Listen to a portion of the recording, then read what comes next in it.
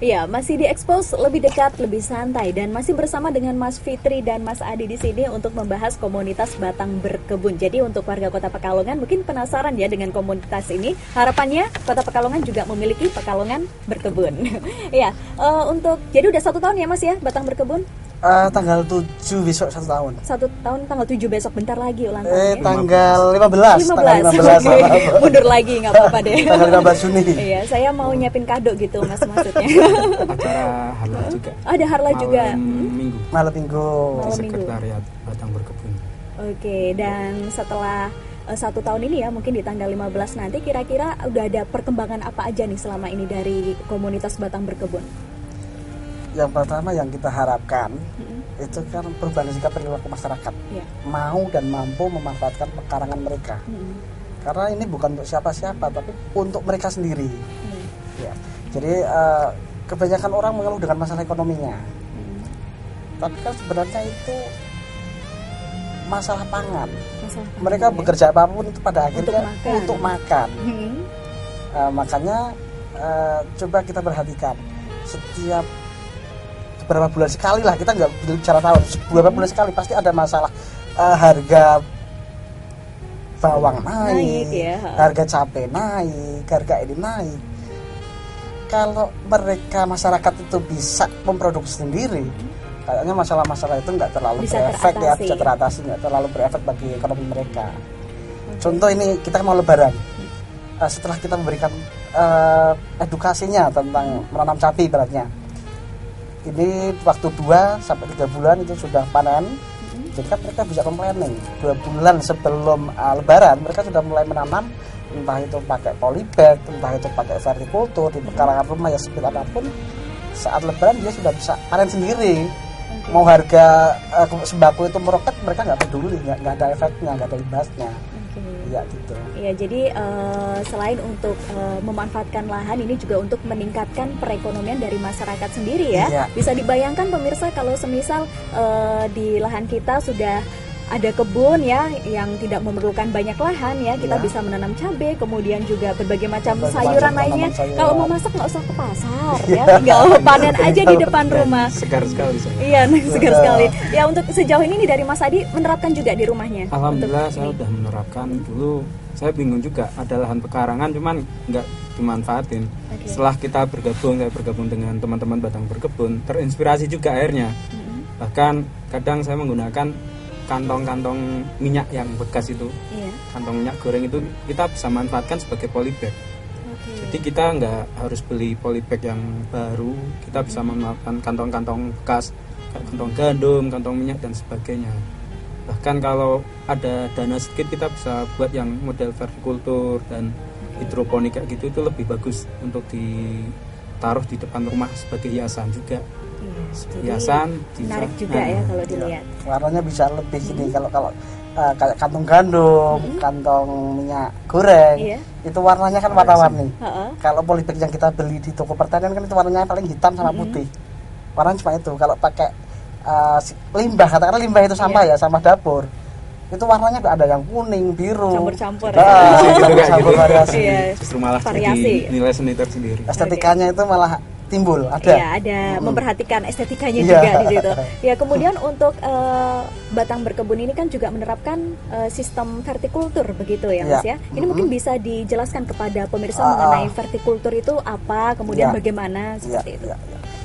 Jadi untuk konsep yang kita kembangkan di Batang Berkebun dalam hal kita mengedukasikan pemanfaatan pekarangan yang katakanlah sempit ya, apalagi semacam perumahan-perumahan itu, buka pintu langsung yang terlihat teras, pagar. Udah nggak ada lahan sama sekali ya. Udah nggak ada lahan sama sekali. Di situ kita memberikan edukasi itu masih bisa dimanfaatkan. Nanti dengan konsep vertikultur dan hidroponik itu bisa dipasang di pagar, entah itu pagar besi yang jeruji itu atau mungkin pagar bumi dinding, itu bisa dimanfaatkan semua. Untuk vertikultur sendiri itu bisa diartikan intensifikasi produksi dengan cara bertanam vertikal ke atas ya. Kalau kita memberikan percontohannya dengan menggunakan pralon. pralon dengan ukuran sekira 2 meter, kita buat lubang. Uji coba saya terakhir tuh biasa sampai 60 tanaman. 60 tanaman. 60 hanya tanaman dengan untuk, satu pralon. Iya, panjang 2 meter. 2 meter, dan itu efektif. Yang dilubangin itu 1,5. Oke. 1,5 meter, karena ada yang saya masukkan ke tanah biar berdirinya itu. Kalau yang dijeruji itu berarti bisa lebih banyak lagi. 1:60. Kita bertanam secara konvensional, ibaratnya titik tanamnya kayak gini Mbak ya. Ini kita tanam satu tanaman. Berarti kan kita satu panenan. Iya. Cuma ini tok. Tapi dengan vertikultur, dengan titik tanam yang sama, kita bisa 60 kali lipat panennya. Iya. Bayangkan, ibaratnya kita lahan punya segini, ini sudah bisa ditaruh 1, 2, 3, 4, 5, 6 vertikultur. Kalikan 60. Udah banyak yang dihasilkan Nah, ya. itu. Nah, itu ide vertikultur ini dari mana nih Mas? Ya sebenarnya kita juga browsing juga. Ya tadi kita kan tadinya saling berkomunikasi dengan mereka. Iya.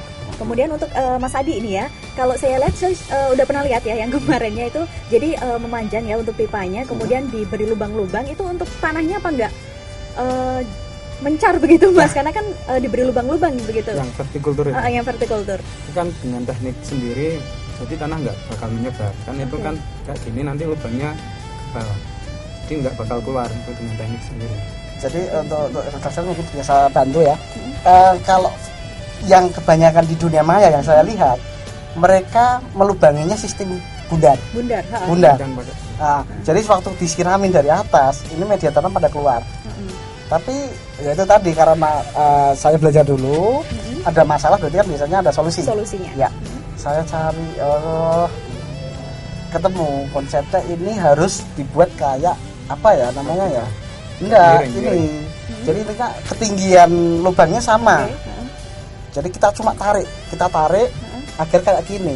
Kalau ketinggian sama, berarti ya nggak ada yang keluar. Mungkin pakai media bambu atau apa begitu ya Mas ya? Untuk membuat itunya, lubangnya, kita yang pertama kita potong pakai kita gergaji ya, horizontal, kemudian kita panasi, terus pakai bambu kita tusuk, tinggal kita ungkit, gitu.